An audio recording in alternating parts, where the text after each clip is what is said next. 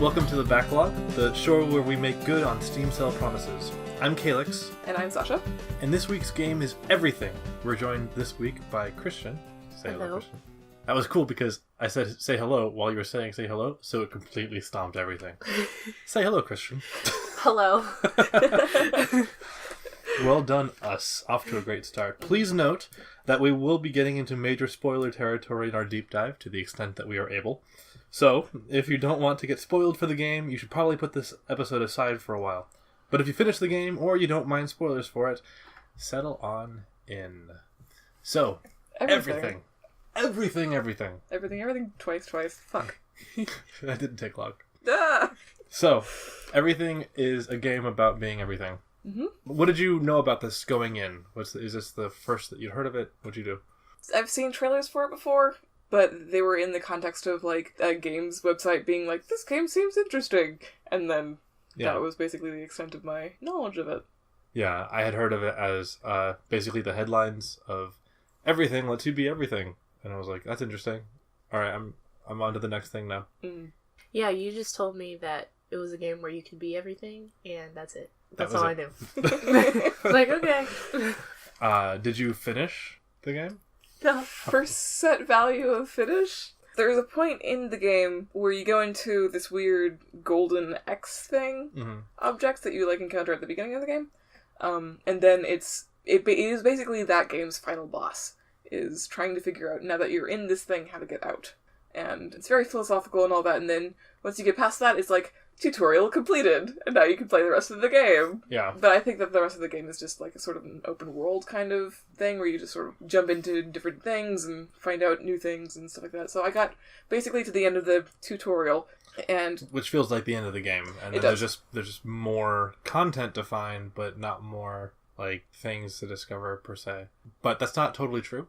There is more stuff going on. But I'll get into that in a second. It's nothing crazy, but how far did you make it, Kristen? Not that far. I started in space, and then I was in the forest, and I never left the forest. Cool. I never got to the forest, so... Oh, okay. You never got to the forest. No. You must have gotten to the forest if you made it through the tutorial. Mm-mm. Nope. I did not make it to the... Let's see. I started in the desert, and then I went down to the submolecule, so I was just chilling there for a while, and then I went to space. And then I went to an alien planet, and I chilled there for a little bit. Then I was like, hey, I should probably go back to the regular planet. So I went back to the green planet, and chilled in a city for a while. And then one of the objects was like, hey, it's time to go figure out this cool cube thing. Not a cube, this golden X thing. So go find that. And I'm like, oh, I should probably make my way back to the desert biome. So I struggled to do that for a while. So I never got to the forest. Huh. And there were several locations in the trailer that I also have never seen, so yeah, it was not very as thorough with this game as I thought maybe. So let's talk about what this game is.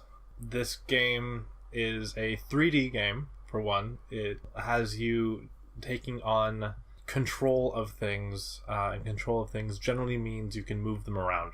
And from that point, you can either transfer control to something larger than you or to something smaller than you. And that's it. That's what you do.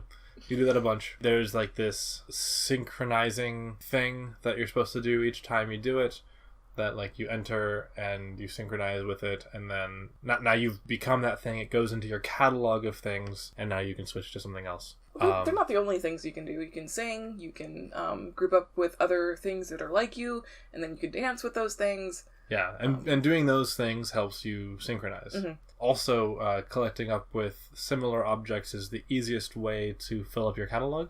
You'll just sort of storm through a space and like gather up all the things and be like, oh great, now I've added 16 things that I am to my roster of things that I am. And then like you said, there's a dance button, and everything sort of does little twirls. And that's everything. That's everything that you do and everything. No, it's not. You talk to things. And you procreate through dancing. That's true. Yeah. You do. I found that out quite late. One of the things that happens after you complete the tutorial is that you just start unlocking dev stuff. Really? Like you can add or subtract any number of things to the scene. Oh wow! So you can just press a button and you'll keep adding more yourself press another button, you'll keep removing from the scene. You get the ability to change scale arbitrarily. You're like, I'm a tree, but really I should be small. I think during the tutorial you get the ability to become any other thing arbitrarily from a list. I only did that a couple times. Yeah, I did that at a microscopic level. I became a tent and was immensely amused by being a tiny tent. That was really good. Yeah, I became a helicopter at the universe scale. Oh my god! That's really good. It was kind of fun.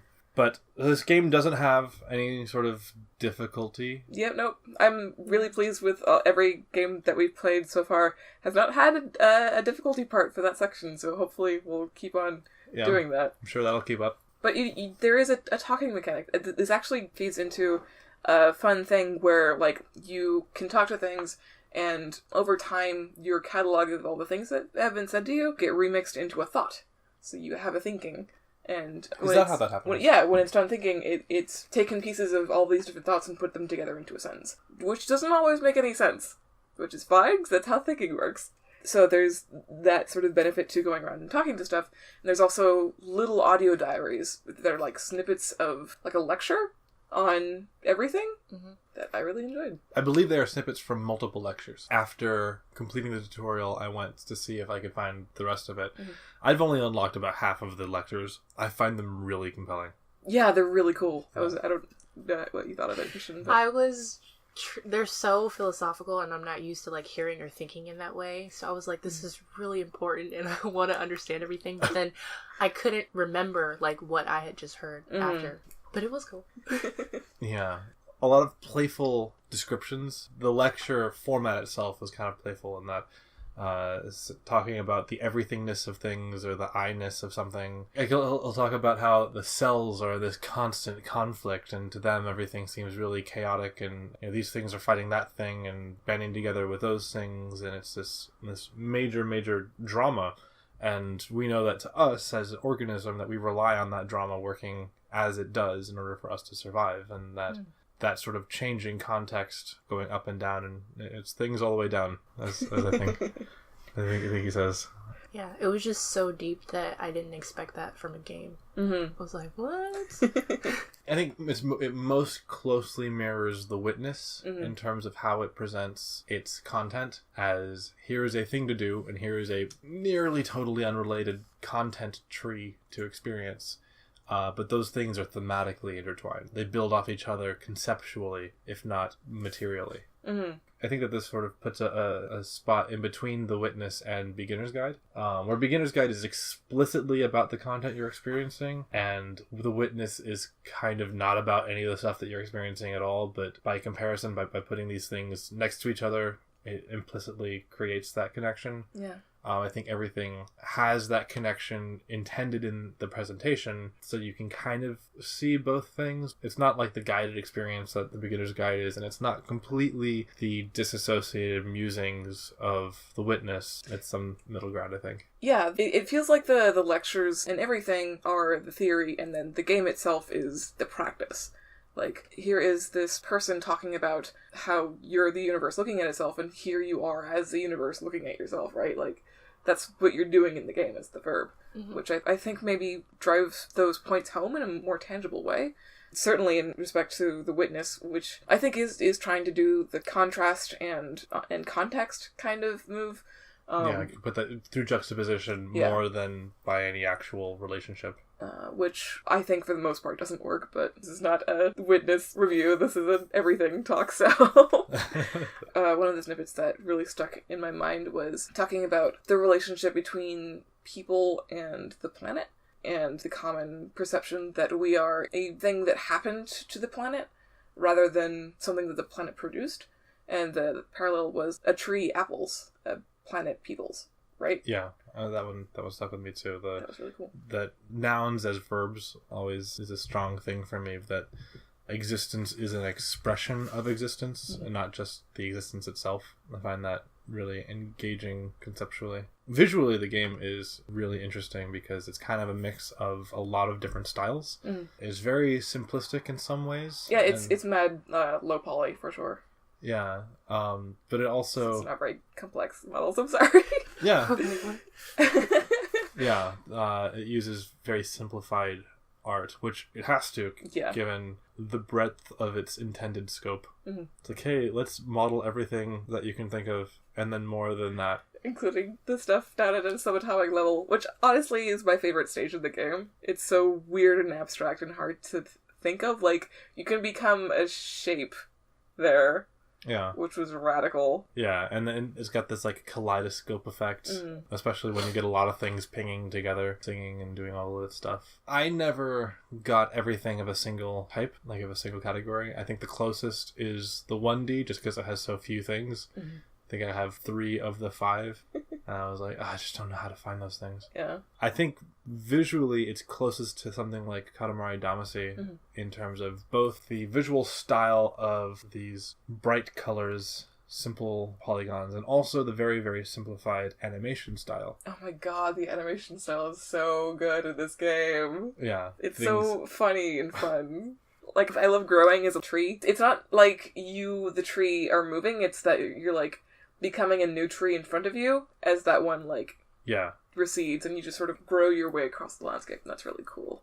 And also flipping end over end is so funny as, like, a creature. You become like an elephant and you just go onto your head and then onto your back and then... Like, and everything does it. Every single thing does it. It's so good. Yeah, that definitely surprised me, because that was the first thing I was like a star and then a sheep. And so I'm like, okay, here we go. And it just flips. I was like, what? Why is this sheep on its face now? I was like, no, this is fine. I got a kick out of that the entire time. I was playing like... And then you get like a herd going and everybody's just going end over end, and at tumbling. first I thought it was just the sheep. And I was like, the deer are doing it. Everybody's doing it. Everybody's into it. Yeah. Did you start in the forest, or where did you start? I was a star, and I was just traveling through space and thinking, and then I was a sheep. Yeah. Wow, I started as a camel. Weird. I started as like a antelope thing like a reindeer almost. In a snowy biome. That's really good. I didn't know that it had a different starting location. I love that. I also did not know that. There are a couple of different animation styles. Like, if you become a bug or something, it'll wiggle left and right as you move. Instead of tumbling end over end, it'll just go bop, bop, bop, bop, bop, bop, bop. Yeah, like the centipede, though, it just it just sort of jitters. It just jittered, yeah. But everything is kind of like little baby hops. Yeah. That is a good solution to making something creepy, like a centipede, not creepy. Sort of make it a toy. Yeah. And then I became a squid, and then I made that squid as large as I could, and then I became a continent, and I wandered around it. That's what I did. That's cute. Yeah. Especially when you can, like, change size as a land mass. Did you notice that time moves differently based on your scale? I read that. I did not notice it. If you become a giant rock, you can see, like, all the things moving around you, like, it's in, like, time lapse. Oh, wow. And the skybox will change faster, and you can see the flora and, like, the things that are much smaller than you popping up and disappearing. And I noticed the day cycle when you're a continent. I actually honestly didn't get the impression that time was passing. I don't know why I didn't. I think maybe it's the scale of being a continent and moving, I feel like, is like an era thing, not a day thing. So I guess that's probably why it didn't click as much for me at that scale. I really liked the floaty feeling of the cellular scale. Yes. Everything, like, really blurry. The depth of field of that was really good. Yeah, the scale between ant and then molecule, the, like, microscopic section, was so nice because, like, you were talking about the depth of field stuff. Still being able to see that ant, right? Like, I was that ant at one point. I remember being that ant, but now it's huge and also really far away. The game does this interesting thing to create these infinite play spaces, which... I feel like it loops, doesn't it? Yeah, it loops. But it loops kind of catty-corner. Like, it loops like a hex cell. If you go straight ahead, you'll run into, like, the lower left corner of the thing you're on. You have to go diagonal to run into the same thing twice. Unless you're going across a river, in which case you cross the river 3 or 4 times before you notice that you're looping. Yeah. It's a really good effect. I wish it was slightly larger, because once you recognize the effect, it's really easy to see, and it makes the play space feel much smaller. Like, it went from being this huge thing, like, oh my, how is this working, to the curtain sort of falling away, and I feel like I'm in a room that is moving around beneath me as opposed to exploring a planet. I mean, it's clearly the better way to do it. Yeah. Because, for one thing, you don't want to actually be exploring a planet. You want to find the cool stuff and be done with it. I think that was actually part of the reason I put it down after I quote-unquote finished it, was because looking for new stuff at that point, I don't know why it didn't appeal, but I was, like, kind of done with that. I feel like I gotten to the point where I recognized a bunch of the stuff that I see around me, and so hunting for stuff like new ground seemed less feasible. And also I had kind of a difficult time switching biomes. Like I can go up and down really easily, but I was having a hard time moving laterally to like be like, okay, I want to find out what the ice part is like. Yeah, that might have just been a flaw on my part, where like, I guess I didn't connect the continent part to the rest of it.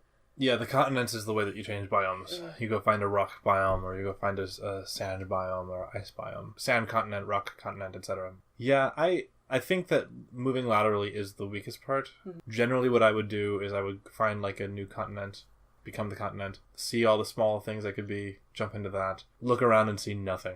And jump right back into the continent and try again. And just do that over and over again for like 20 or 30 items. It's a little bit of a grind at that point. Mm-hmm. So it's not as enjoyable as it could be to just sort of hop around. I think, honestly, that the percent rating that comes up when you discover a thing works to its detriment. I wasn't into the completionist sense. Taking over someone's body still feels invasive. And the completionist vibe of telling you what percentage of what category you'd filled once you've effectively claimed something, felt more like a metric of how much you'd conquered rather than the sort of idyllic unity the game is aiming for. I'm not sure that's a problem outside of me or that necessarily needs to be fixed, but it felt like a jarring atonal sense to the overall like message of the game. I agree. Because the thing is that mechanically, the two things that are meant to pull you through the content is you want to find more of these audio logs, and you want to complete your list of things. Mm-hmm. One of which is very tightly tied into the idea of being different things shows you different things about the world. Mm-hmm. You locate the audio logs the same way you do thoughts. They pop out of things. So that's true. Being things gives you more insight into this lecture. Where the completionist aspect mechanically drives but doesn't tie into the theme, so it does conflict. There is a dissonance there. I did want to mention really quickly two things. Documentary mode, which unlocks after you've completed the thing. Basically, it's a menu option where it'll switch into like a more video-driven thing, where it'll just like pick a creature or an object and give you a little snippet about what that creature is or what that object is. It seems like a little like Wikipedia entry, honestly, but it'll just do that and it'll cycle around. And the other thing is it's autoplay. Oh yeah, I found that. Yeah, if you just leave the game alone for like, I don't know, 5 or 10 seconds, it'll just start playing itself. And it's really cute. There are actually settings for telling it how to play itself. Really? Like to have it change scale more or less often, to change group more or less often, to try to herd more or less often. Yeah, it certainly makes for an interesting screensaver. Yeah, I feel like this would be a really good backdrop for a party. Yeah, that would be interesting. Yeah, I did notice when they would just kind of go off and do its own thing, and I was like, get back here. That was my reaction. Quash that independence as quickly as possible. Yeah. Yeah, so there's not really any story outside of the lecture. There's no greater arc happening. There's just you encountering the mechanics. You seem like you disagree. I kind of do disagree. I think that there is a character arc for the player themselves, right? Because the game opens up and you're asking all these questions about what existing is and why you are. And then you land, and then everything around you is like, hey, it's cool that you're here, take it slow, we're gonna, like, guide you through this whole existing thing, and it's certainly not an explicitly written story for the most part. I think that going around and discovering things, and getting to that point where the game is like, okay, you're ready to take on this challenge, right, the Golden X or whatever it is. And then you go into the Golden X, and it's basically hell. Like, nothing that is there is happy to be there. And everything there is, like, agonizing over things it should have done, or didn't do, or did do. And this part got a little ham-handed, and I'm not sure if that was a good or bad thing, necessarily. I think in the moment I resented it, but the way that you get out of that place is you go into everything that you've heard so far. Your thinking place, basically. And you let go of all of it. you erase all of it. And that's how you free yourself. You let go of these things. Yeah, So the thing about that is that it felt most ham-fisted to me because it introduces a new mechanic to justify itself. Mm-hmm. Before this, I never had a reason to open that menu. I opened that menu on accident a few times, but there was no reason to open that, nothing to do with those thoughts. Maybe I missed the thing about thinking to yourself, because I only ever generated a new thought like 2 or 3 times, so I don't know what process makes that happen. But if the like herd and disperse mechanics existed in that space as well, so that it was a continuation of the mechanics and verbs that you'd been learning, and you didn't have to be literally told, all right, there's a new button to press that will do the thing, go ahead and press the button and you'll be free of this place. Right, or letting go of things had happened earlier on in the game, like you'd let go of the smaller things. Yeah, and in fact the dispersal mechanic didn't really come up initially either. Like you can herd and you can disperse, but I never saw a reason to disperse. I mean, sometimes it would be hard to get around things if you were a massive group of camels and there are, say, palm trees that you are getting the herd stuck on. Then it's a good idea to scale down into one and try and navigate it that way. But yeah, it made it so that it didn't mesh with things and it became its own separate experience.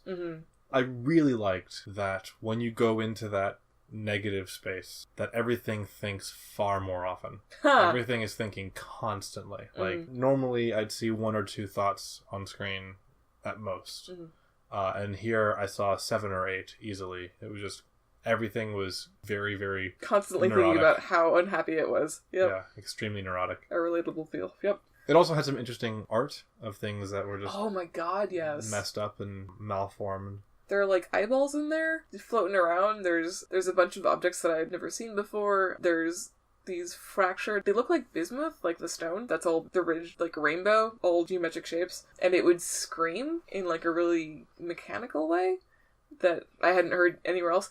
That's actually a thing I would like to touch on is the sound design of this game. Everything's got a song that it can sing. It can be like, the camel, which screams, and there's the grass, which rustles. And you can sing to other things and they'll sing back. And like the rock, which I can't, it rocks. I don't know. Yeah. And down to the more abstract stuff, which I admired most of the sound design there. I feel like in some of the more abstract concepts, it got a little bit samey, but I don't know how you would avoid that. I feel like that's fine. Yeah, it was a noble effort. The other thing about it is that singing in negative space is a really painful experience. Really? I never tried it. Like, everything sounds so bad. Everything screeches, and it is a not pleasant thing. But I stayed down there because I wanted to collect them. Yeah. So what were your favorite things to become? I was like a blueberry at one point. I don't think I ever became a blueberry. Because there was like ants swarming around a blueberry. It was either a blueberry or blackberry, but the color was blue. I just liked it so that I could join with other ones and roll around. Yeah.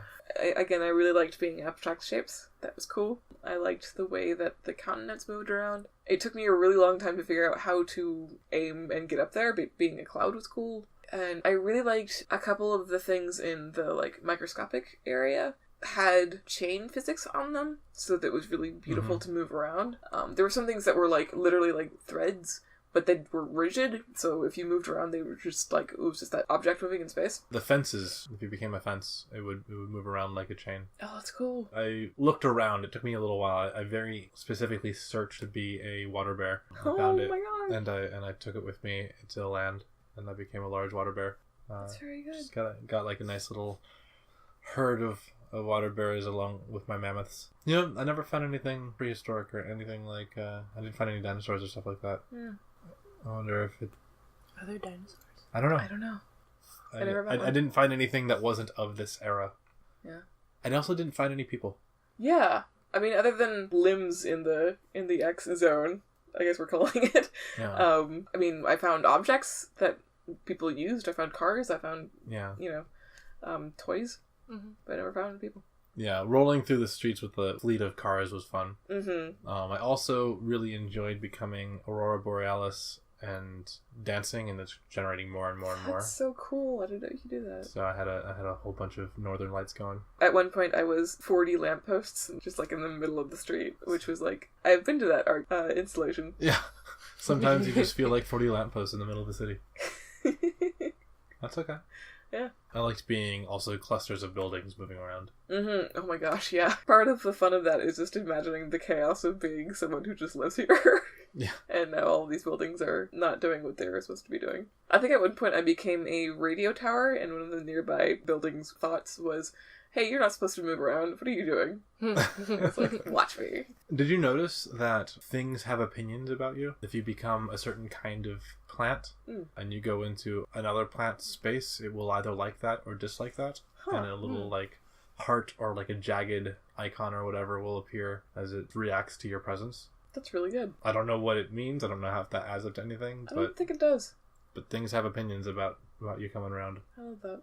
I think I would have spent more time with it if the feeling of moving around as a thing was different for different things. We've talked a bit about the different kinds of animations that there are, different things have, but moving around as them doesn't feel any different. Like, you don't go different speeds. You have the same kind of weird resistance to turning in basically any shape. Yeah. I think that the thing that I needed from this was, I think it should have been easier to track down new things to be. Mm-hmm. It kind of has that when you enter the like thing selection mode of like be larger or smaller, take over this thing or that thing, it'll show up as like this purplish multicolored thing if you haven't been it before. If that thing is off screen, you can still sort of tell that, oh, in that direction is the thing I haven't been. But I wish that it went a little bit further than that, of like, if I become this thing, I'll be of an appropriate size to become something I haven't been. And also if there was any relationship between the thing and the space that you put it in. You know, it was cool to be a tardigrade in space, and it was cool to be a tardigrade on land, but there wasn't any difference. So the size context of like Katamari Damacy has. Yeah. Like, I have these objects now I can roll over to things that are slightly bigger than it, etc. Yeah, because then if I was encountering these new items to be because I had gone to try a thing, I think that would have been more rewarding than just having the scavenger hunt if I want to find more of the content, more of the talk, more of the lecture. Because I really enjoyed the lecture. Yeah. I think without that, I probably wouldn't have spent more than 20 minutes on the game. I think I would have gotten really tired of the mechanics a lot faster. What did you need from the game? One of the hardest things was moving around. I feel like if I was trying to, I don't know what like the terms for it is, but if I just wanted to look around, like, it was really, really sensitive. And was there a setting to change that? Might have been. I didn't try. Yeah, probably. It seemed like it was bent towards like having decent accessibility as far as like the documentary mode and all the customization that you were talking about. So I feel like probably it had like sensitivity settings, but I never looked into it.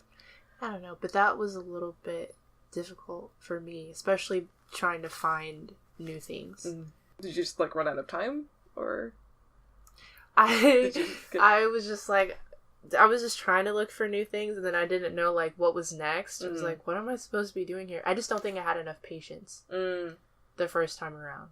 Yeah, that's why I think like a little bit more breadcrumbing in the mechanics would help, to have a reason to... Because the thing that it does is sort of pace it out. It's very much like a walking simulator in that the player's role is to look around and find the content, and then the content happens and then repeat. But the goals of what you're supposed to do in the meantime is really nebulous. So you're just supposed to wander around and be things. And that sort of undirected and also kind of purposeless exploration, I think, really works to its detriment. Like, if I think actually and maybe this mechanic exists because I didn't understand how thinking works, but if gathering up the thoughts of objects lets you create new thoughts, and if those new thoughts let you find new gameplay opportunities, then I'll be, oh great, I'm going to look around. It's really easy to find thoughts. I'm just going to keep doing that. And every time I get 10 of them or whatever, I'll be like, I found a new one that's got something that I needed to try out the next little bit. And maybe, like, instead of... Because you currently find your new mechanics the same way you find your thoughts, the same way you find your lecture, is just out there. You just talk to things, yeah. In fact, actually, if the thinking process created the lecture, I think that would have been... Oh, that would be rad, yeah. Pretty compelling to, like, go find some stuff and... Especially since that feeds back into the unified theory, like, it's literally you teaching yourself about being everything. Yeah. So, did you like it? Yeah, no, I really enjoyed the time that I spent with this game. I love the thesis of it. I love the execution of it. It's really beautiful. It's a really calm and peaceful game. It's just like a nice place to be. I probably won't play it again. I would probably recommend it to folks if they're looking for that kind of experience of just being like, I need to de-stress and just chill in a cool space and be a tree. And I'd probably put it in the background of a party if I had a party. I think that's actually a really good idea to have it as like this large media random thing happening, especially as it plays itself. And I can imagine it being like a really thoughtful addition to a dumb party. Yeah. Just like everybody's hanging out and it's like, wow, this. I didn't know that about hedgehogs. Did you know that about hedgehogs? That's cool. I didn't know that about hedgehogs at all. It's shocking how much I don't know about hedgehogs. Appalling, really. I'm sorry. How dare you? What do you think? It was unlike anything I've ever encountered, especially game-wise. I haven't played that many games, but still, I found myself very curious. One was like, is there a story? And then like, where is this going? But it was exciting, like every new thing that you discovered that you could do, or like everything that you became was pretty cool. I think when I gave up, it was just because I had noticed that a lot of the terrain was the same, and I kept seeing the same animals, and I was like, okay. Yeah. So I could have powered through and kept going, but yeah, I didn't. It's fun. But I probably would go back to it if I just found myself bored, or like, what should I do? Or yeah, if I just wanted to be in some other world and exist or whatever. Think about being everything. Yeah. Yeah. It's a very simplistic experience. It was kind of calming too, like with the lecture and the music. I really like the music. Oh my gosh, yeah. It just kind of, I don't know, as simple as it is, it's nice that it's so simple. So you're not really thinking about it. Yeah. Yeah, I feel like I probably wouldn't go back to try to find all the things, but maybe try the documentary mode, which I didn't try before. I really want to hear the full talk. Right, yeah. So I might look into where that is and just have that on, because that was really, really engaging stuff. It's a game that's very, very much its own self, right? Like, it picked a thesis, which is hilarious because its thesis is literally everything is everything, but it drilled down into that thesis very specifically, and the whole game is pointed towards this singular goal, which is to get you to feel as though you are a part of a larger whole, and that the larger whole is a part of you, and that all of this is interconnected, and I really admire it for doing that. Yeah, it goes in for a thing and it totally goes for it. And I really enjoyed it a lot more than a lot of other things. Like, you know, Proteus gets a lot of love for its art style and its sort of thoughtful pace, but I enjoyed this a great deal more because I just felt more attached. Which one is Proteus? First person walking simulator on an island, very 8-bit. That's everything that I had to say. Actually, one thing I did, that syncing process, that where you sort of synchronize with the thing in order to move on to the next thing that you can become. That goes away completely as soon as you finish the tutorial, and makes me feel like that should have gone away a lot sooner. I agree. There were definitely points of the game where I was like, okay, I'm gonna sprint or sing a bunch so I can move on to the next thing, because I see something else I want to be. Then I see another thing that I want to be, and like, I would like to move through that process a lot faster. And I think that if that had opened up before the end of the game, then I would probably have kept playing it after that. I don't know, that kind of jump was a bad place to put it, because I felt like some of the gameplay had gotten taken out of the game at that point. Having to spend that time in a body, or I don't know what else to call it, getting used to its dimensions and how it moves and the way it sounds. Yeah. Yeah. Or, like, yeah, exactly, like, or don't let you bypass that step. Yeah. Because being able to bypass that step, I kind of resented that I spent so much time in that step. Exactly. But also, not being able to bypass that step, I always bypass that step and just move immediately on to the next thing. I also found it difficult to find my way back to the Golden X thing. Yes, that was hard. Ultimately, I think the game just gave up on me and took me back. It did for me as well, yep. Yeah. Because I started in the sand biome, right? And then I went back to the sand biome, but it was the wrong sand biome. Like, it was a different section. I got stuck in a sand biome. I was unable to get larger to leave it at one point. Sand. What I should have done is gone smaller. Once you go from the quantum dimension, you can go to the universe scale again. Which, I guess that makes sense. Why not? Yeah, sure. It's everything all the way. Did anybody else have any more notes on the game before we move on to emails? Yeah, I wanted to pull a parallel between it and Driver San Francisco. In Driver San Francisco, the game Driver SF, San Francisco to those who needed to know what that word was. Sassafras. Driver Sassafras. Mm-hmm. You are playing this cop who's been put into a coma, and so he, in his dream state, is working through the case that he was running when he got put into the coma. Oh, I can't wait to play this game. The game's so good. It's so campy and good, but that's a whole other thing. The point I'm trying to get at is that you can switch between... It's a driving game, so you can switch between cars that are on the road. You can, basically jump out of the car that you're in as a spirit and then enter into a different car. But it's all you. This whole game is just in your brain. You're making up this other person that you're now driving. And... Spoilers. It's the premise of the game. I don't know what to tell you. That sort of gets rid of my bad feelings about possessing another thing, because it's you. It's all of it is you. You're just deciding what to drive consciously. I mean, that's the premise of this game too.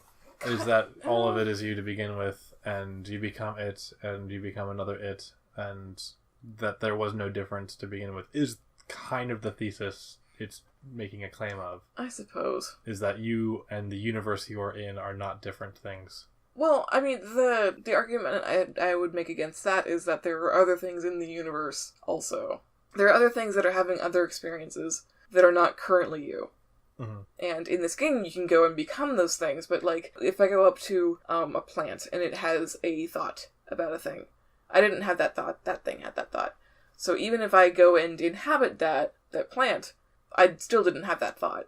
Even though it's in my catalog, it's because I experienced it from the outside. It's not because I concocted it. Mm-hmm.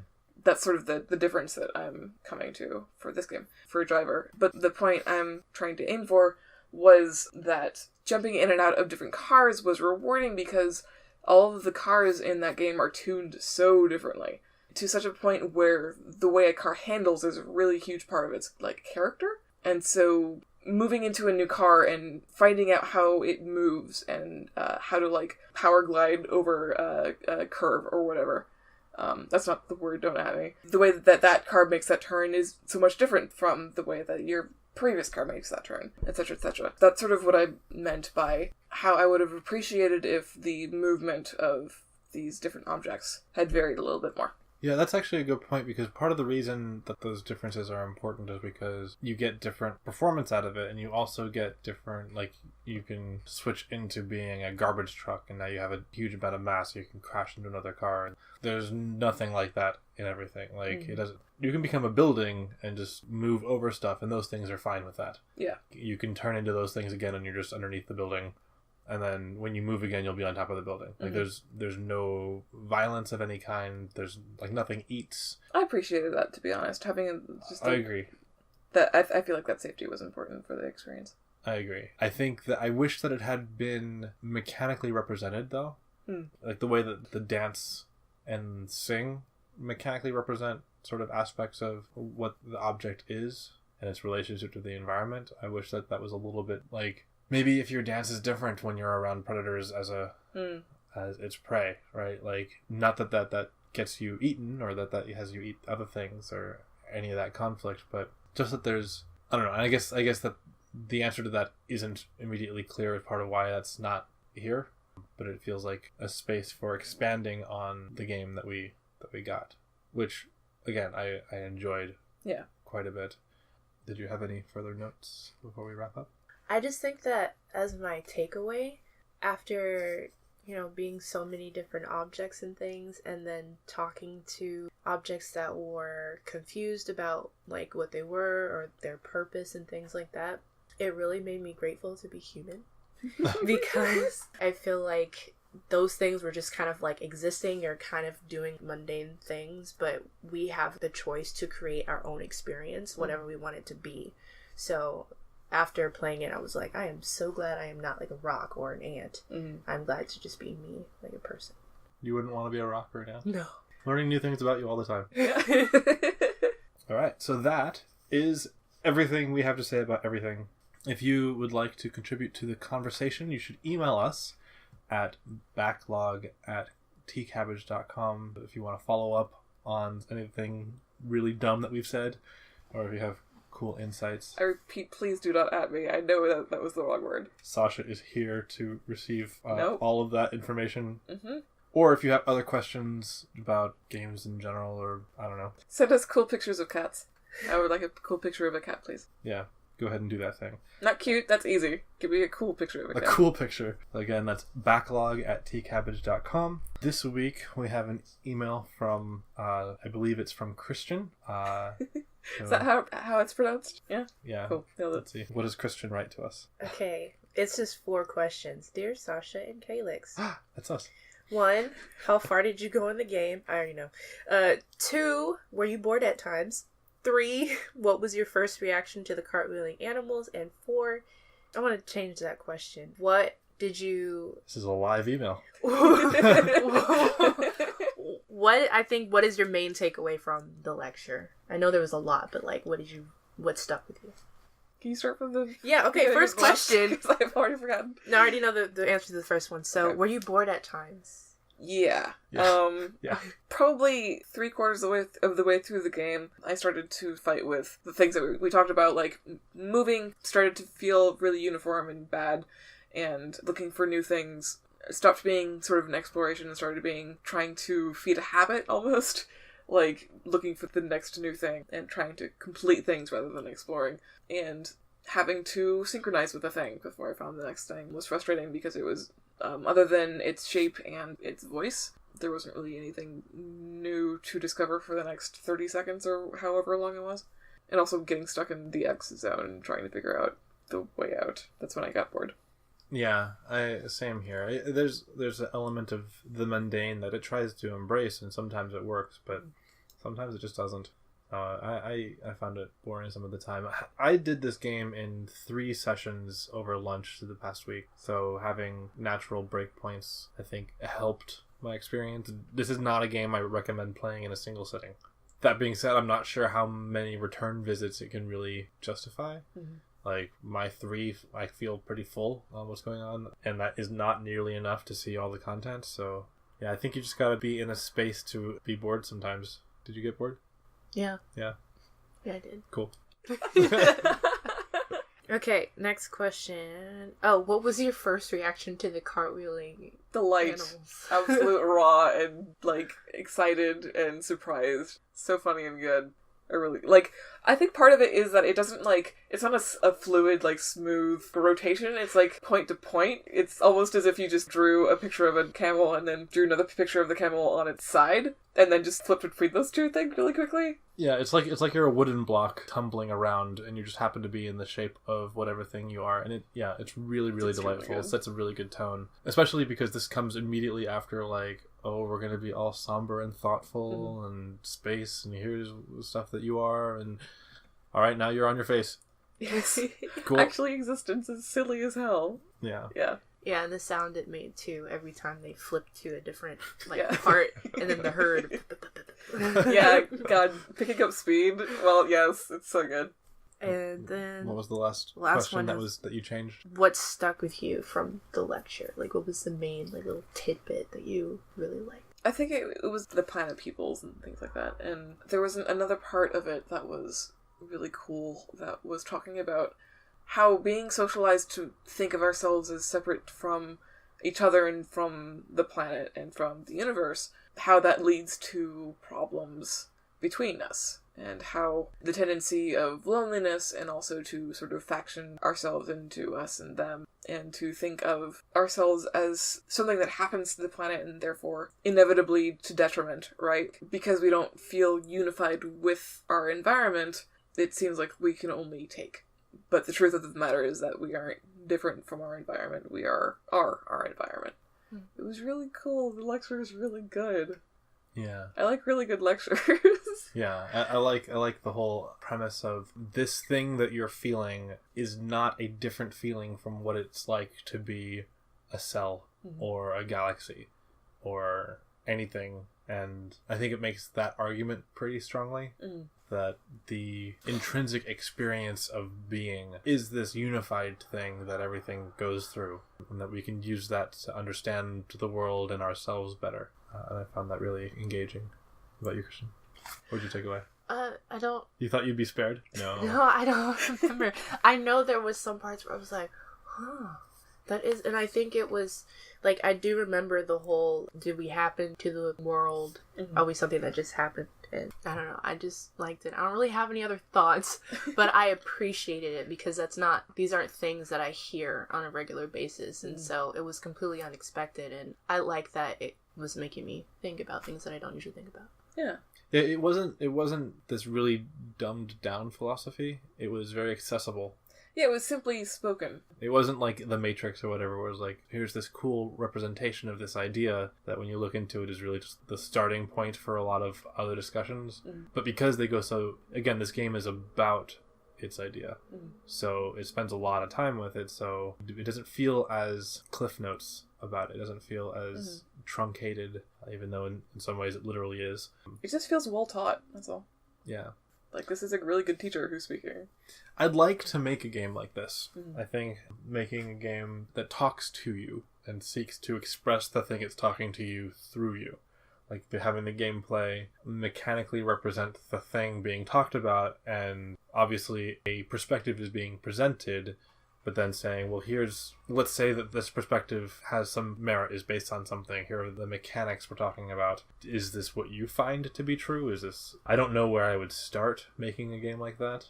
I tend to be very interested in the relationships between things. So it would probably be something fairly specific, like Beloved does a little bit of that, but is more about the character as opposed to the philosophical nature of it. We should do an episode on Beloved. I think that would be really funny. This is a game that we made in 2013. Back when we were children. Back when we were, innocent. Tiny. But we should do an episode on that just because it would be really cool to hear your perspective on it. And it would be also fun to do as kind of a post-mortem of it. Yeah. The game that struck me as actually a pretty good parallel to the things that you're talking about is Getting Over It with Banner Saga. I haven't tried that yet.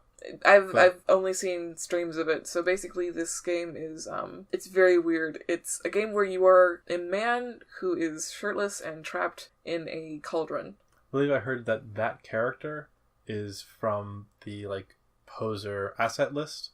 Like, it's one of the, just assets, the default asset that comes with this modeling program. The only way that he can move around is he has a sledgehammer in his hand. He basically, hooks it onto things and then moves that way. And from what I've heard, the sledgehammer has, really finicky mouse controls. It's a very specific way of moving around in the world. And you are climbing a mountain using this sledgehammer, and it's a game about failing a lot. And it autosaves. So whenever you fail, and it can send you all the way back to the beginning of the game after hours of work. Every time that you lose progress, Bennett Foddy, the developer, will pipe up in his pleasant and friendly British accent and be like, "Oh, I'm sorry about that. You did lose a chunk there. That must feel really bad." And is not making fun of you, but it's just using this game as a way of talking about failure. Yeah, sometimes it'll be part of a poem or something, or some musing about the development or his own thoughts of what game design is or should be, or the relationship that players have to games. Yeah, I'd like to explore what that would mean for me to make a game like that. I don't have any immediate musings as to what that means. I think we should add that as a section of would you make a game like this? That's a good section, yeah. I'll come into next week's with a thought on what kind of everything game I would make. And then we'll include that for our next game, which is Banner Saga. We just watched a trailer of Banner Saga before this, so some initial impressions. Well, I'm looking forward to a story.